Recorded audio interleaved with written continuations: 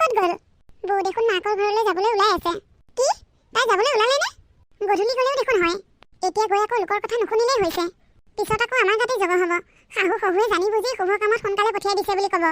ভগৱানে নকৰক, সকামখনত যদি কিবা এটা অমংগল হয় তাইৰ লগতে আমাকো জগৰীয়া কৰিব। একো নহয় দিয়া মা, মাকৰ ঘৰলৈহে যাব। জানো নহয় মানুহবোৰে কি বুলি কয়, মই তাইৰ ভালৰ কাৰণে কৈছোঁ।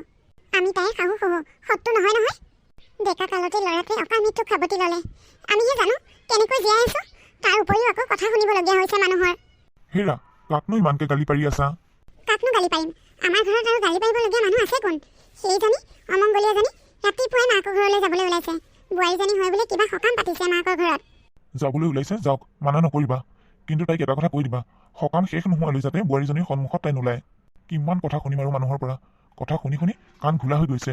এইজনীৰ পৰা শান্তি নোপোৱা হৈছোঁ ক'তো থাকি। ঐ, এইকেইদিন লাইন কেনেকুৱা? ভালেই দেই, ইমান বেয়া নহয়। দাদা, সি আগৰ গাঁওখনলৈ যাব নেকি? নেযাওঁ। ধেত তেৰি, আজি ৰাতিপুৱাই পুৱাইনো এইজনীক দেখিব লাগেনে? দিনটোলৈ কি হয় নেজানো আৰু। ময়ো আজি ভাড়াই নামাৰোঁ, ঘৰলৈ উভতি যাওঁগৈ। দিনটো বা কি হয় ঠিক নাই। ৰন, আমি খোজকাঢ়ি যাওঁগৈ ব'লা। মা, ইমান দূৰ খোজকাঢ়ি যাব পাৰিম জানো? ভৰিকেইখন দেখোন বিষাব। পাৰিম ব'লা, ভৰিকেইখন বিষালে মই তোমাক ৰাতিলৈ ভৰিকেইখন মালিচ কৰি দিম। ব'লা মা। এইজনীক দেখিলে দিনটো কিবা এটা নহয় কিবা এটা বেয়া হ'বই। মা, মামাহঁতৰ ঘৰলৈ দেখোন আগতে আমি গ'লে ধুনীয়া ধুনীয়া দোকান দেখা পাওঁ। এতিয়া এই হাবি ৰাস্তাটোৱে আহিছে যে কিয় তাৰমানে? আগতে আমি দেউতাৰ লগত আহোঁ যে সেইকাৰণে দোকান দেখা পাওঁ, আৰু এতিয়া দেউতা নাই যে সেইকাৰণে আমি দোকান দেখা নাই। এই হাবি ৰাস্তাটোৱেদি আহিবলগীয়া হৈছে। মা, এইটো ৰাস্তাৰে নাযাওঁ, আৰু গাড়ীত আহিব লাগিছিল। ভৰিখন বৰ বিষাই গৈছেগৈ। তুমি যেতিয়া ডাঙৰ হৈ গাড়ী কিনিবা আমি তেতিয়া গাড়ীত ঘূৰি ফুৰিম দেই। আৰু অকণমানহে আছে, পামগৈ এতিয়া। ব'লা ব'লা। মা, ভণ্টি দেখোন আহিয়ে পোৱা নাই। তাই চাগে দেৰিকৈ আহিব। নিজৰ ঘৰখনত সকাম এটা পাতিছোঁ, তাইনো ঘৰৰ মানুহজনী হয় দেৰিকৈ আহিব লাগেনে? তাই মন কৰিলে কালিয়ে আহিব পাৰিলে হয়। ৰণেওতো ইয়ালৈ অহা বুলি ক'লে ভালেই পায়, তাই কালিয়ে আহিব পাৰিলে হয়। মা, তাই কিবা বেয়া পাইছে নেকি আকৌ? নাই দে বেয়া পোৱা, আহিব চাগে দে। তই ভিতৰলৈ যাচোন, গোপিনীসকলক কিবা লাগিব পাৰে। অঁ। তাই অন্তৰৰ জুইকুৰা তাইহে বুজিছে। মানুহে তাইক দেখিলে বুবু বাবা কৰে, অমংগলীয়া বুলি কথা শুনোৱায়। সেইকাৰণে চাগে তাই দেৰিকৈ আহিম বুলি ভাবিছে। মা, এইফালে আহাচোন। অঁ, গৈছোঁ। আমি মামাৰ ঘৰ পাই গ'লোহি। ৰন, ৰবিচোন, হুলস্থুল নকৰিবি। মইনো ক'ত হুলস্থুল কৰিলোঁ মা? ব'লা আকৌ ভিতৰলৈ। এনেকৈ বাহিৰতে ৰৈ থাকিবা নেকি? এইফালেৰে নাযাওঁ, পিছফালেৰে যাওঁ ব'লা। পিছফালেৰে আকৌ কিয় যাব লাগে? আগফালেৰে যাওঁ। দৰ্জাখন খোলা হৈ আছে, দেখা নাই জানো তুমি? গোপিনীসকলে নাম গাই আছে, আমি পিছফালেৰে যাওঁ ব'লা। ব'লা। ৰন, ভৰিকেইটা ধুই যাওঁ ৰ। মই নধুলেও হ'ব মা, মই জোতা পিন্ধি আছোঁ যে। অঁ, হ'ব দিয়া। ভণ্টি, তই পালিহি? অঁ দাদা। ৰন, কি খবৰ? ইমান দেৰিকৈ আহিলা যে? খবৰ ভালেই, মায়ে খোজ কঢ়াই কঢ়াই আনিছে আৰু সেইকাৰণে দেৰি হ'ল। অঁ, হয় নেকি? খোজকাঢ়ি আহিছা ইমান দূৰ? ভণ্টি, ইমান দূৰ কিয় খোজকাঢ়ি আহিলি? আৰু পিছফালেদি ঘৰ সোমাইছহি যে? মামা, মাৰ কথাবোৰ আজিকালি বৰ ওলোটা। নহয় দাদা, গাড়ী নাপালোঁ যে সেইকাৰণে খোজকাঢ়ি আহিলোঁ। আৰু আগফালে গোপিনীসকলে নাম ধৰি আছে যে সেইকাৰণে মই ভাবিলোঁ পিছফালেদি ভৰি হাতকেইটা ধুই ভিতৰ সোমাওঁ। দে হ'ব দে, তই ভৰি হাতকেইটা ধুই আহ। ৰন, তুমি জোতা পিন্ধি আছা যে ভৰি ধুব নালাগে, আহা। আইতাই তোমাৰ কাৰণে বাট চাই আছে। ব'লা মামা। তই যাব ওলাইছ যা, আমি তোক মানা নকৰোঁ। কিন্তু সকাম শেষ নোহোৱালৈকে যাতে বোৱাৰীজনীৰ সন্মুখত নোলাওঁ। পিছত যদি কিবা আমি কথা শুনিব লাগে চাবি কিন্তু তোক। মই এতিয়াই বৰমলৈ নাযাওঁ, সকাম ভাগৰ পিছতহে যাম। বাবা, সেৱা ধৰিব হ'ল, বোৱাৰীক বাহিৰলৈ লৈ আহচোন। আজি দিনটো বৰ কষ্ট লাগিছে। বৌ, আৰাম কৰিছা? অঁ ভণ্টি, আহিলা? আহা আহা। তোমাৰ লগত কথা পতা হোৱাই নাই, দিনটো ব্যস্ত হৈ আছোঁ যে। হ'ব বৌ, মই বুজি পাওঁ। বৌ, এইটো লোৱাচোন, তোমাৰ কাৰণে কাপোৰ এযোৰ আনিছোঁ, তুমি ভাল পোৱা ৰংটো। বা, ইমান ধুনীয়া লাগিছে। ভণ্টি, দুপৰীয়া নিদিলা কিয়? গোপিনীসকল আহোঁতে পিন্ধিব পাৰিলোঁ হয়, তুমি ইমান মৰমত আনিছা। নিদিলোঁ দিয়া, পিছত পিন্ধিবা। বৌ, তুমি আজি ৰেষ্ট কৰা, ঘৰৰ একো কাম কৰিব নালাগে, মই চব কৰিম। দিনটো কষ্ট কৰি আছা যে তোমাৰ গা বেয়া কৰিব পাৰে। হ'ব দিয়া। বৌ, ডক্টৰৰ চেকআপ কৰি আছানে? অঁ, কৰি আছোঁ। ভণ্টি, তোমাৰ লগত কথা এটা আছে, এইফালে আহাচোন, এইখিনিতে বহা। মীনাক্ষী, তই এতিয়ালৈ এনেকৈ আছ যে? মই তোক ৰেষ্ট লোৱা বুলি অথনিয়ে কোৱা নাই জানো? অঁ বৌ, বাই ঠিকেই কৈছে, তুমি অকণমান ৰেষ্ট লোৱা। তই সেইজনীক ৰুমৰ ভিতৰলৈ কিয় সোমাই আহিবলৈ দিলি? সোমালেনো কি হ'ল? একো নহয় দে। একো নহয় কৰি চব কথা দাঙি নিদিবি। তাই এজনী বিধৱা, তাতে আকৌ তাইক সকলোৱে অমংগলীয়া বুলি কয়। মইতো দুপৰীয়া তাইক অহা দেখি ভয়ে খাইছিলোঁ কিবা আকৌ অমংগলেই হয় নেকি বুলি। তেনেকৈনো কিয় কৈছা বা? শুনিলে বেয়া পাব নহয়, মনে মনে থাক। এইটো বেয়া পোৱা ভাল পোৱাৰ কথা নহয়, তোৰ কিবা অমংগল হয় বুলিহে কৈছোঁ। তাইতো নিজেও জানিব লাগে তোৰ এনেকুৱা এটা অৱস্থাত তাই তোৰ ওচৰলৈ আহিব লাগে নে নালাগে। ককাক বৌকৰ কিবা এটা বেয়া হ'লে তাই কি ভাল পায় নেকি? হ'ব দেও বা, মনে মনে থাকচোন, শুনিলে দুখ পাব। মই কাৰো মনত দুখ দিবলৈ কথাটো কোৱা নাই, তোৰ ভালৰ বাবেহে কৈছোঁ। বুজিছা আইতা, দেউতা থাকোঁতেই ভাল আছিল। দেউতা নোহোৱাৰ পৰা মায়ে কিবা মনটো মাৰিয়েই থাকে। মই খেলোঁ বুলি ক'লেও মায়ে নেখেলে, ক'ৰবালৈ যাব খুজিলেও মায়ে মোৰ লগত নাযায়। এইবোৰ কথা মোৰ কিবা ভাল নালাগে আইতা। হয় দে, দেউতাৰক হেৰুৱাই মাৰ জীৱনৰ ৰংবোৰ হেৰুৱাই পেলালে। তাইৰ জীৱনটো বগা হৈ গ'ল। ইমান হাঁহি থকা ছোৱালীজনীৰ মুখত হাঁহি নাইকিয়া হৈ গ'ল। অঁ, মাৰ জীৱনৰ পৰা ৰং নাইকিয়া হৈ যোৱাৰ কাৰণে চাগে মায়ে বগা কাপোৰ পিন্ধি থাকে। কিন্তু আইতা, মোৰ লগৰ এজনৰ মাক ঢুকাইছে, তাৰ দেউতাকে দেখোন বগা কাপোৰ নিপিন্ধে। সেইবোৰ তই বুজি নাপাবিও শুন, সৰু হৈ আছ যে, ডাঙৰ হ'লে বুজি পাবি। মই কিয় বুজি নাপাম? মই বুজি পাব লাগিব, তুমি মোক বুজাই দিয়া। মই তোক এইবোৰ কথা পিছত বুজাই দিম। মামাই চকলেট আনিছে, যা তোলৈ চকলেট খাগৈ। সঁচাকেনে মামাই চকলেট আনিছে? অঁ আকৌ, তোক বিচাৰিয়ে ফুৰিছে, যা। মামাই মোক বহুত ভাল পায়, মোলৈ চকলেট আনিছে। তাই সদায় হাঁহি থকাটোৱেই আমি বিচাৰিছিলোঁ। কেনেকৈ যে তাইৰ জীৱনৰ ৰংবোৰ সলনি হৈ গ'ল ধৰিবই নোৱাৰিলোঁ। ছোৱালীজনী মুখখনলৈ চালে বেয়াই লাগে। সান্তনা দিবলৈও একো শব্দ বিচাৰি নাপাওঁ। ৰন, আৰু আগলৈ নাযাওঁ, উভতি যাওঁ আহা। মা, আৰু অকণমান আগৰ পৰা আহোঁগৈ, ব'লাচোন। গছডালৰ ওচৰৰ পৰা গুচি আহিম আহা। তাৰ পৰা কিন্তু আৰু দূৰলৈ যাওঁ বুলি নক'বা দেই, সেইখিনিৰ পৰাই গুচি আহিম। হ'ব মা। অঁ, সেইজনী মৌচুমী হয়নে? হয় খুৰী।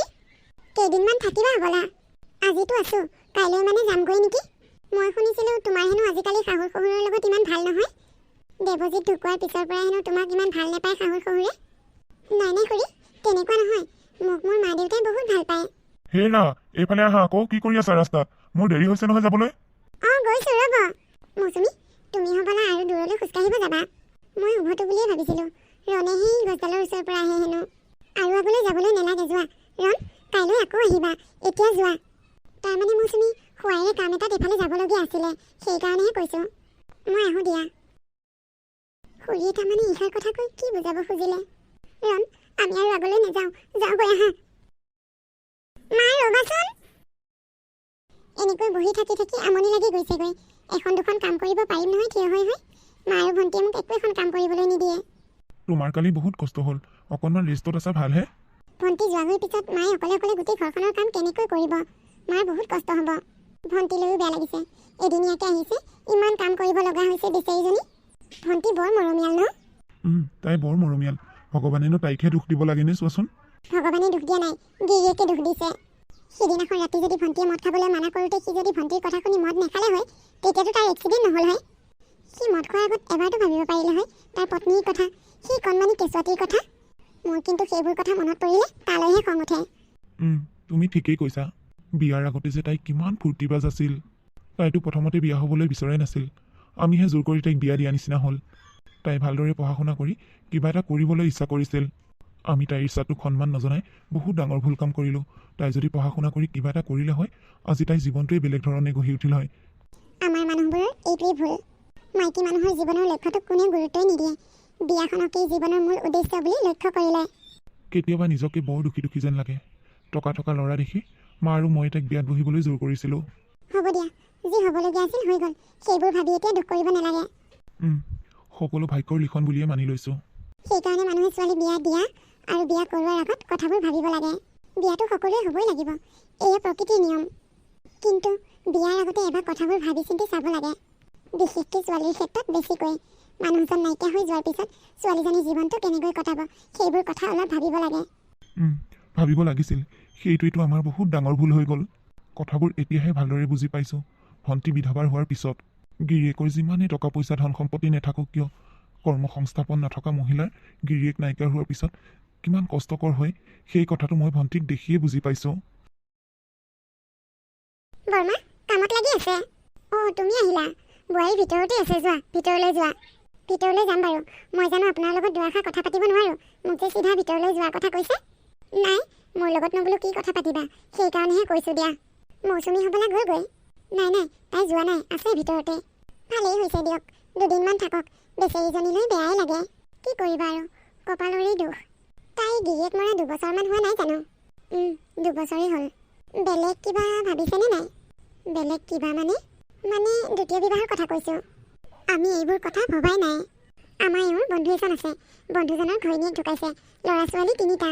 বেলেগ একো সমস্যা নাই। ল'ৰা ছোৱালীকেইটাক মাকৰ দৰে মৰম দিব লাগে। আপোনালোকে ভাবি যদি মই এবাৰ কথাটো কৈ চাব পাৰোঁ। হ'ব বা, আপুনি মোৰ কথা চিন্তা কৰিব নালাগে। মই এনেকৈ ঠিকে আছোঁ। মই এতিয়া অকলশৰীয়া নহয়, মোৰ লগত ৰণ আছে। ৰণৰ কথা মই ভাবিব লাগিব। মই এতিয়া বিয়া হৈ মোৰ জীৱনটোৰ কথা ভাবিব বিচৰা নাই। মই তোমাৰ ভালৰ কাৰণেহে কথাটো কৈছিলোঁ। মানুহে তোমাক অমংগলীয়া বুলি কয়, ঠাট্টা কৰে, হাঁহে। সেইকাৰণে তোমাৰ সেই বদনামটো নাইকিয়া হওক বুলিহে ভাবিছিলোঁ। হ'ব, মানুহে মোক যি বুলি ভাবে ভাবক।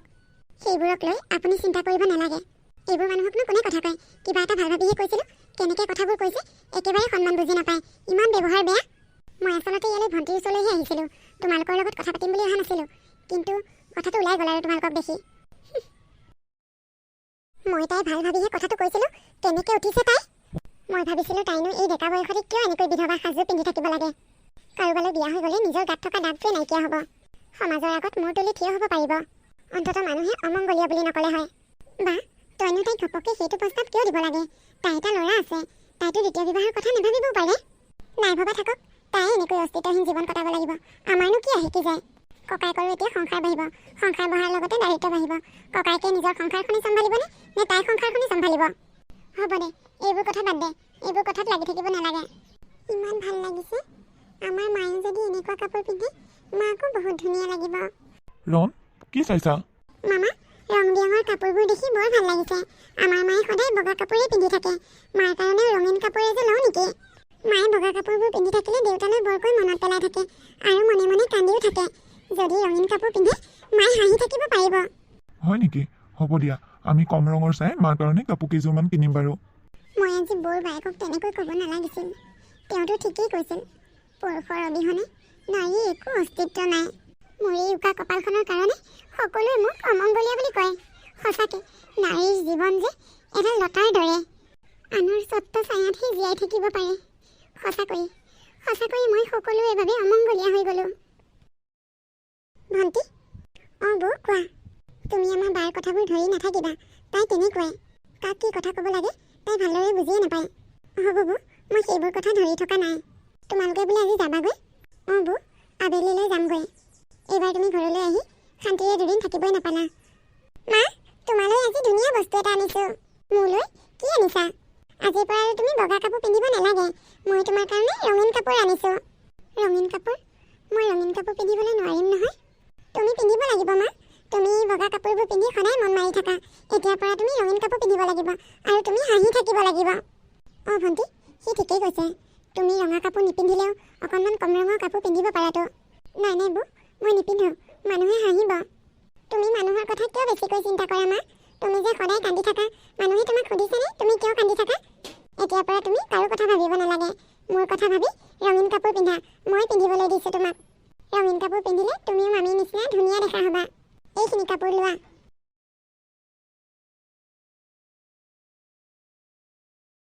ককা? ৰণ, আহিলা তোমালোকে? ককা, আমি আহিলোঁ।